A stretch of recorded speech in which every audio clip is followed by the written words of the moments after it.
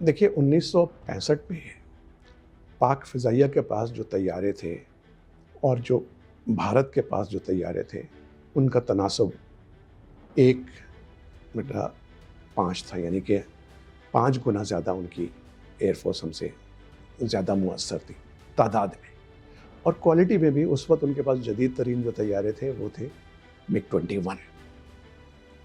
ہمارے جو تھے سیبر تھے اور کچھ ہمارے پاس F-104 تھے، وہ بھی گنتی کے تھے. باقی ہمارے پاس کینبرا طیارے تھے،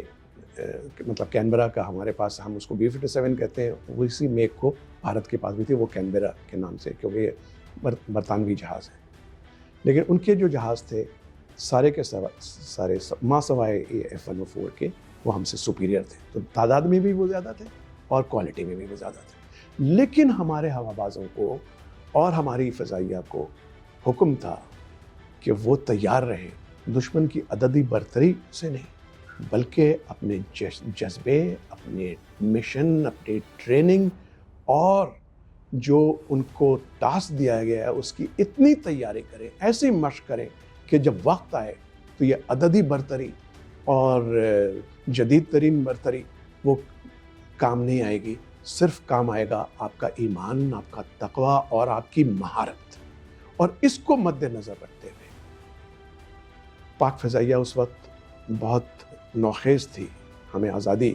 ملے ابھی جو ہے بہت کم عرصہ تھا، اور اس کے باوجود ہمارے کمانڈروں نے فضائیہ کو تیار کیا ہوا تھا، اور اسی جذبے کے ساتھ وہ اس جنگ میں گئے. اور بہت بڑا نقصان یہ ہوا کہ ہمارے بڑے بڑے نام رفیقی، یونس، علاؤالدین، اقبال، منیر، انہوں نے جام شہادت نوش کیا، جس کا نقصان یہ ہوا کہ قوم ان کے خدمت سے محروم ہو گئی. لیکن انہوں نے جان پہ کھیل کر کے، اپنی جان کا نذرانہ دے کر کے پاکستان ایئر فورس کو نہ صرف بچایا بلکہ ایسی مشعل راہ دی کہ آئندہ آنے والی نسلیں جو ہیں ان کے کارناموں کو نہ صرف یاد رکھیں بلکہ اسی راہ قدم پہ چلیں. اور ہمیشہ جب بھی اس کے بعد 71 کی بھی جنگ ہوئی اور جو مختلف اسکرمشز ہوئی ہیں، اور سب سے قریبی جو واقعہ آتا ہے وہ ہے 2019 27 فروری کا، جب بھارت نے ایک دن قبل بالا کوٹ پہ حملہ کیا تھا. اور اس وقت بھی بھارت کے پاس جدید ترین طیارے تھے، Su-30 تھے اور MiG-29 تھے اور جیگوار تھے اور کیا کچھ نہیں تھا. لیکن اس کے باوجود ہم نے نہ صرف ان کا مقابلہ کیا، منٹوں سیکنڈوں میں ان کے 2 طیارے مار گرائے، ایک کے پائلٹ کو زندہ ہم نے پکڑ لیا، اور بھارت نے توبہ کی، کیونکہ اس سے ایک دن پہلے وہ آئے تھے اور وہ اتنا ڈرے ہوئے تھے کہ ہماری طرف سے یہاں سے F-16 جو ہیں وہ اسکریمبل کیے گئے. ان کو خبر تھی کہ آ رہے ہیں، تو وہ اس بوکھلاہٹ میں جو ان کے پاس، حالانکہ ان کے پاس جدید ترین پوپائی میزائل تھے جو اسرائیل سے انہوں نے حاصل کیے تھے، وہ گرا کر کے چلے گئے، جس سے صرف چند چیڑ کے درخت تباہ کر سکے وہ بالا کوٹ کے پاس، اور کوئی نقصان نہیں ہوا. لیکن اگلے دن جو انہوں نے نقصان وہ بھگتا، اور صرف یہی 2 نہیں، ان کے کمانڈ کے بہت سارے لوگ ہیلی کاپٹر میں جا رہے تھے، جنگی ہیلی کاپٹر میں فضائیہ کے، بھارتی فضائیہ کے، وہ بوکھلاہٹ میں کریش کر گیا اور وہ سارے اس کے اندر ان کے مارے گئے. اور ہمارے پاس موقع تھا کہ ان کی ہائی کمانڈ کی جو ہے وہ میٹنگ ہو رہی تھی، جس جگہ پہ ہیڈ کوارٹر پہ حملہ کرنے ہمارے طیارے جا رہے تھے. لیکن جو ہماری سیاسی قیادت تھی اس نے ہماری فضائیہ سے کہا تھا کہ آپ موقع سے فائدہ اس نہ اٹھائیں کہ ہم ایسی جو ہے تباہی کریں کہ دنیا جو ہے وہ پریشان ہو جائے اور بھارت مکمل جنگ پہ آ جائے. صرف ان کو مزہ چکھانے کے لیے کہ انہوں نے 26 فروری کو ہم شبخون مارنے کی کوشش کی، ہم ان کے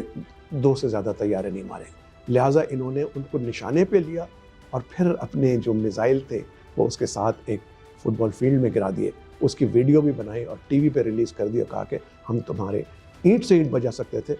لیکن ہم بزدل اور مکار دشمن نہیں ہیں، ہم رات کے اندھیرے میں نہیں آئے، ہم دن اجالے میں صبح 10 بجے آئے، اور آئندہ محتاط رہنا. تو اس سے سبق یہ حاصل ہوا کہ ہماری جو نئی نسل وہ اب نہ صرف جذبے سے سرشار ہے بلکہ وہ اس کے لیے بھی تیار ہے کہ چاہے جتنا بھی بڑا دشمن ہو جتنا بھی مکار دشمن ہو ہم انشاءاللہ اس کا مقابلہ کریں گے، جانوں کا نذرانہ دے کے کریں گے، اور اپنے قوم کو، اپنے ملک کو اور اپنے فضائیہ کو بچا کے رکھیں گے۔ یہ ان کا موٹو۔